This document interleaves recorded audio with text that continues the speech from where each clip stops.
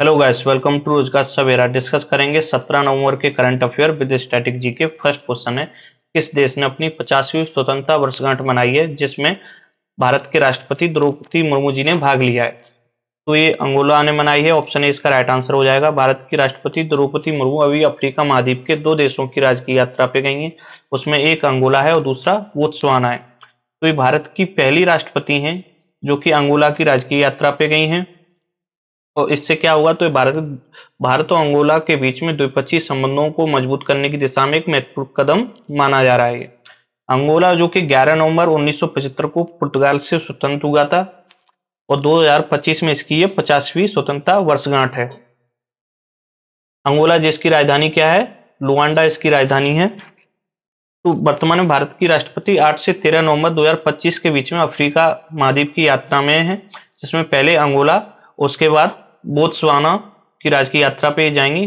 Botswana जिसकी राजधानी गबरोन है और बोत्सवाना से भारत का चीतों का स्थानांतरण भी होगा। तो भारत की राष्ट्रपति द्रौपदी मुर्मू की पहली बोत्सवाना यात्रा के दौरान, बोत्सवाना भी किसी भारतीय राष्ट्रपति की पहली यात्रा है और अंगोला भी किसी भारतीय के द्वारा पहली यात्रा की जा रही है। क्योंकि ये पहली यात्रा है तो महत्वपूर्ण हो जाएगी।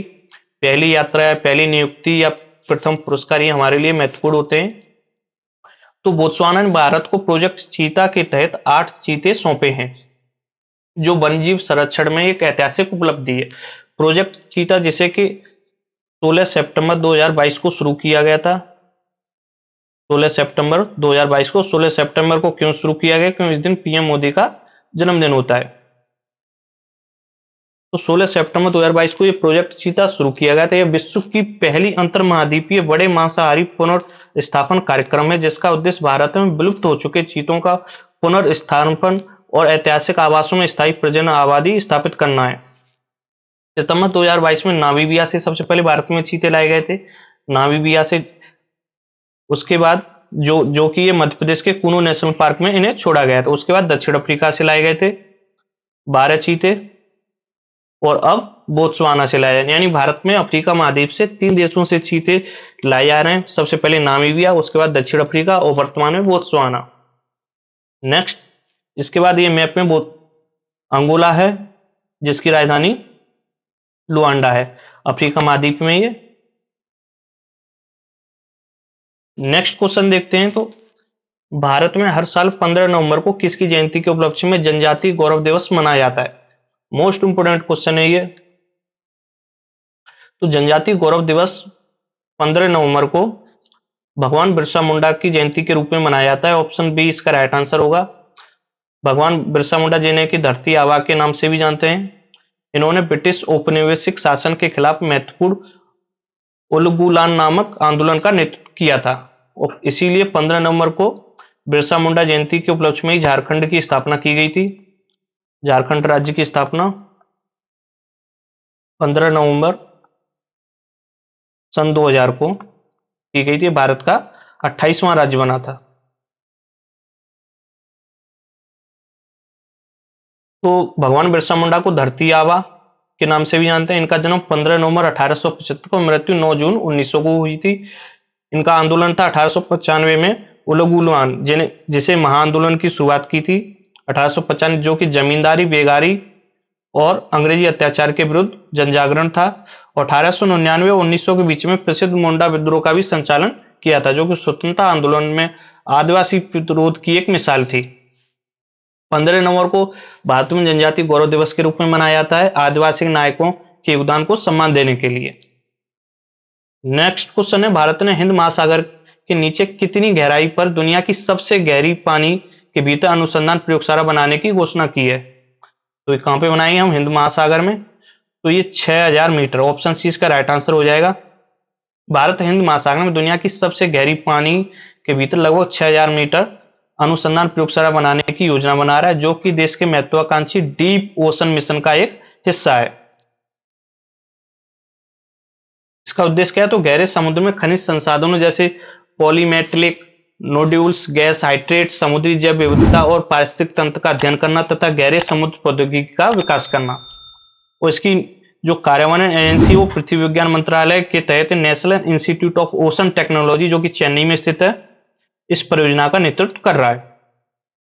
नेक्स्ट क्वेश्चन है, rotary Tejas wings of change का उद्घाटन नई दिल्ली में किसने किया है? तो ये भारत के नए उपराष्ट्रपति सीपी राधाकृष्णन, जो कि हाल ही में नियुक्त हुए हैं। ये भारत के 15 उपराष्ट्रपति हैं, ये फैक्ट भी याद रखना है। इन्होंने इसका उद्घाटन किया। तो विंग्स ऑफ चेंज कार्यक्रम का उद्घाटन 14 नवंबर 2025 को भारत के उपराष्ट्रपति श्री सीपी राधाकृष्णन द्वारा नई दिल्ली के यशोभूमि में कहाँ किया गया है? तो नई दिल्ली के यशोभूमि में किया गया है। इस कार्यक्रम का उद्देश्य क्या है? तो इस कार्यक्रम का उद्देश्य इस पहल साक्षरता को बढ़ावा देना, स्वच्छ जल उपलब्ध कराना, पर्यावरण संरक्षण और शांति स्थापित करने में रोटरी की प्रतिबद्धता को दर्शाती है। नेक्स्ट क्वेश्चन है, किस देश ने आधिकारिक तौर पर डिजिटल दिरहम को मुद्रा का एक वैध रूप बना दिया है? तो सबसे पहले दिरहम किस देश की करेंसी है, ये पता होना चाहिए। तो ये यूएई की करेंसी है। यानी इसका आंसर हो जाएगा संयुक्त अरब अमीरात। इस पहल का उद्देश्य भुगतान प्रणालियों में दक्षता बढ़ाना, वित्तीय समावेशन को बढ़ाना और यूएई को वैश्विक डिजिटल वित्त केंद्र के रूप में स्थापित करना है। यूएई जिसकी राजधानी क्या है? अबू धाबी इसकी कैपिटल है और इसकी करेंसी दिरहम। यूएई कुल कितने अमीरात से मिलकर बना है? तो ये 7 अमीरातों से मिलकर बना है, 7, जिसमें सबसे बड़ा अमीरात अबू धाबी जो कि इसकी कैपिटल भी है, और सबसे छोटा अमीरात इसमें अजमान है, और सबसे अधिक आबादी वाला शहर दुबई है। और भारत और यूएई मिलकर एक संयुक्त सैन्य अभ्यास भी करते हैं जिसे डेजर्ट ईगल बोलते हैं। और यूएई में जो सबसे बड़ा प्रवासी समुदाय है वो भारतीयों का ही है। यह है मैप में यूएई। तो क्वेश्चन है, पर्शियन गल्फ को गल्फ ऑफ ओमान से कौन सी स्टेट जोड़ती है? यहां पर एक स्टेट है। तो पर्शियन गल्फ को गल्फ ऑफ ओमान से कौन सी स्टेट जोड़ती है? तो इसे स्टेट ऑफ हॉर्मुज, कई बार एग्जाम में पूछी जाती है। स्टेट ऑफ हॉर्मुज इसे जोड़ती है पर्शियन गल्फ को गल्फ ऑफ ओमान से, यानी कि फारस की खाड़ी को अरब सागर से जोड़ने वाली जल संधि कौन सी है? तो हॉर्मुज जल संधि है। नेक्स्ट क्वेश्चन है, सर्वोच्च न्यायालय ने किस राज्य सरकार को सारंडा वन्यजीव अभ्यारण्य अधिसूचित करने का निर्देश दिया है? तो ये सारंडा वन्यजीव अभ्यारण्य कहां स्थित है? झारखंड में। तो झारखंड इसका राइट आंसर हो जाएगा। सर्वोच्च न्यायालय ने आदेश दिया है झारखंड सरकार को कि सारंडा वन्य क्षेत्र को वाइल्ड लाइफ सेंचुरी के रूप में अधिसूचित किया जाए। सर्वोच्च न्यायालय ने यह भी दोहराया कि किसी भी नेशनल पार्क या वन्यजीव अभ्यारण्य की सीमा के 1 किलोमीटर के दायरे में खनन गतिविधियों की अनुमति नहीं दी जाएगी। इसके अलावा झारखंड में बेतला नेशनल पार्क है और पलामू टाइगर रिजर्व है, दोनों ही इंपोर्टेंट हैं। ये झारखंड के वर्तमान मुख्यमंत्री हेमंत सोरेन हैं और यहाँ के राज्यपाल संतोष कुमार गंगवार हैं। तो यहाँ के मुख्यमंत्री हैं वर्तमान में हेमंत सोरेन, और यहाँ के जो राज्यपाल हैं, गवर्नर हैं, वो हैं संतोष कुमार गंगवार।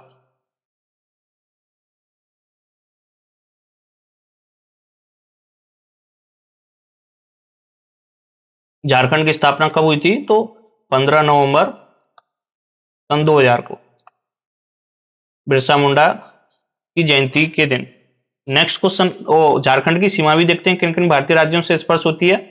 तो झारखंड जिसकी राजधानी रांची है, इसकी सीमा पश्चिम बंगाल, बिहार क्योंकि बिहार से ही अलग होके बना था ये 15 नवंबर सन 2000 को, उड़ीसा, छत्तीसगढ़ और उत्तर प्रदेश। उत्तर प्रदेश से भी इसकी सीमा स्पर्श होती है, उत्तर प्रदेश के एक जिले से, सोनभद्र जिले से। ठीक है, सोनभद्र जिले से उत्तर प्रदेश की।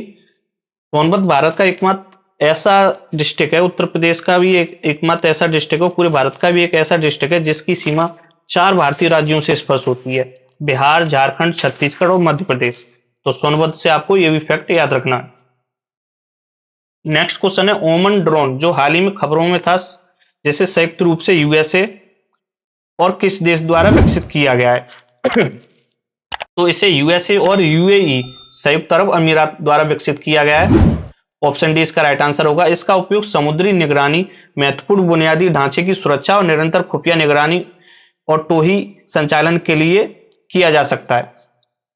इसके अलावा भारत के भी कुछ ड्रोन देखते हैं। तो भारत का स्वदेशी ड्रोन है तपस, जो कि भारत का प्रमुख medium altitude long endurance drone है जिसे डीआरडीओ द्वारा विकसित किया गया है। तो डीआरडीओ से संबंधित कुछ फैक्ट भी जानते हैं, जैसे कि डीआरडीओ की स्थापना कब हुई थी। इसकी स्थापना 1 जनवरी 1958 को हुई थी, 1958, इसलिए 1 जनवरी को डीआरडीओ स्थापना दिवस भी मनाया जाता है। इसके अलावा वर्तमान में इसके चेयरमैन कौन है डीआरडीओ के, तो डॉक्टर सबीर बी कामत वर्तमान में डीआरडीओ के चेयरमैन हैं।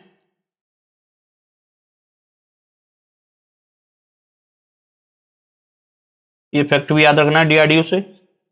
सेकंड ड्रोन है रुस्तम। रुस्तम काफी फेमस ड्रोन है, इसका रुस्तम 2 भी आ चुका है, ये भी डीआरडीओ द्वारा विकसित किया गया है, जो कि मेल सेडी में प्रोटोटाइप ड्रोन है। ये विभिन्न पेलोड ले जाने और निगरानी मिश्रणों को अंजाम देने में सक्षम है। इसके बाद थर्ड है नागास्त्र, या भारत का पहला स्वदेशी आत्मघाती।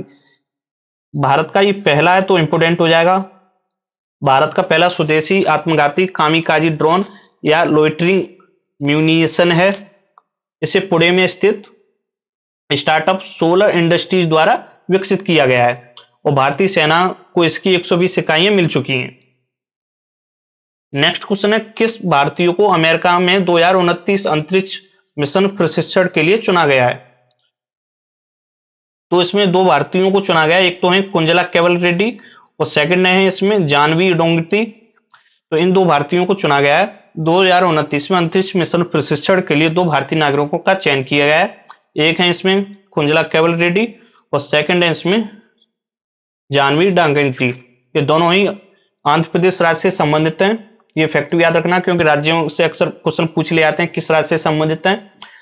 तो जानवी को अमेरिका में स्थित निजी अंतरिक्ष कंपनी टाइटन स्पेस इंडस्ट्रीज के 2029 के मिशन के लिए अंतरिक्ष यात्री उम्मीदवार के रूप में चुना गया है। यह आंध्र प्रदेश राज्य से संबंधित है और वह नासा के अंतरिक्ष वायु और अंतरिक्ष कार्यक्रम को पूरा करने वाली पहली भारतीय बनी है, क्योंकि पहले ही तो इंपोर्टेंट हो जाएगा। यानी कि जानवी डोंगती नासा के अंतरराष्ट्रीय वायु और अंतरिक्ष कार्यक्रम को पूरा करने वाली पहली भारतीय बनी है। सेकंड है इसमें कुंचला केवल रेड्डी, जो कि 17 वर्षीय केवल रेड्डी को भी अमेरिका में एक प्रतिष्ठित अंतरिक्ष यात्री प्रशिक्षण कार्यक्रम के लिए चुना गया है, जो 2029 में अंतरिक्ष मिशन की ओर ले जाएगा। यह भी आंध्र प्रदेश राज्य से संबंधित है। क्योंकि अंतरिक्ष से संबंधित है तो इसमें हमें यह भी याद रखना कि भारत अपना राष्ट्रीय अंतरिक्ष दिवस कब मनाता है। नया दिवस है ये, यानी नेशनल स्पेस डे भारत कब मनाता है। तो ये 23 अगस्त को मनाता है।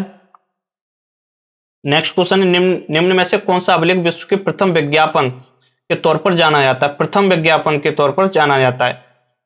तो हिस्ट्री का क्वेश्चन लिया है, तो ये दसपुर अभिलेख है जो हाल ही में रिसेंट एग्जाम में आया हुआ था। ये दसपुर अभिलेख जो कि मध्य प्रदेश में स्थित है। ऑप्शन सी इसका राइट आंसर होगा। यह शिलालेख मध्य प्रदेश के मंदसौर शहर के एक सूर्य मंदिर की दीवार पर संस्कृत भाषा में खुदा हुआ है। यह लगभग 436 से 455 ईस्वी पुराना है। यह एक रेशम बुनकर संघ के बारे में है जो एक स्थान से दूसरे स्थान पर प्रवास करता है और अपने व्यापार के साथ साथ मंदिर निर्माण में योगदान का विवरण देता है। इसमें मुख्य रूप से रेशम के कपड़ों की बिक्री को बढ़ावा देने के लिए व्यापक व्यापार का प्रचार किया गया है। इसी कारण इसे पहला विज्ञापन कहा जाता है। नेक्स्ट क्वेश्चन है डेंटन शांति पुरस्कार लाइफ टाइम अचीवमेंट अवार्ड 2025 से किसे सम्मानित किया गया है। तो ये सलमान रश्दी को सम्मानित किया। ऑप्शन सी इसका राइट आंसर होगा। सलमान रश्दी जो कि भारतीय मूल के ब्रिटिश लेखक हैं। डेंटन शांति पुरस्कार 2025 का लाइफ टाइम अचीवमेंट अवार्ड, जिसे आधिकारिक तौर पर राजदूत रिचर्ड सी होलबुक डिस्टिंग्विश्ड अचीवमेंट अवार्ड भी कहा जाता है। उन्हें यह सम्मान उनके उत्कृष्ट साहित्यिक योगदान और अभिव्यक्ति की स्वतंत्रता व सहिष्णुता की वकालत के लिए दिया गया है। यह पुरस्कार नवंबर 2025 में ओहियो यूएसए में स्थित एक समारोह में दिया जाएगा। तो सलमान रश्दी के लिखे गए नोवेल भी देखते हैं। जैसे सलमान रश्दी को बुकर पुरस्कार भी मिल चुका है। कौन से उपन्यास के लिए, तो मिडनाइट चिल्ड्रन के लिए इन्हें बुकर पुरस्कार मिला है 1981 में। और 2025 का बुकर पुरस्कार किसे मिला ये आप कमेंट बॉक्स में बताएंगे, क्योंकि ये क्वेश्चन हमने कराया है। ये आपको कमेंट बॉक्स में बताना है 2025 का बुकर पुरस्कार किसे मिला है। इसके अलावा इनके अदर नोवेल भी देखते हैं तो द सेंटेनिक वर्सेज भी इनका एक प्रसिद्ध नोवेल है, जिसके लिए इनके खिलाफ फतवा भी जारी हो गया था ईरान के आयतुल्ला खुमैनी के द्वारा। और ये काफी इनका विवादित नोवेल था, द सेंटेनिक वर्सेज। इसके अलावा इनका एक और नोवेल है द मूर्स लास्ट साइड, ये भी काफी फेमस नोवेल है। इसके अलावा इनका नोवेल है शालीमार द क्लाउन। वो अभी हाल ही में जो रिसेंटली आया वो है विक्ट्री सिटी। विक्ट्री सिटी ये इनके नोवेल हैं। तो क्लास अच्छी लगी हो लाइक शेयर सब्सक्राइब अवश्य करें। Thanks for watching.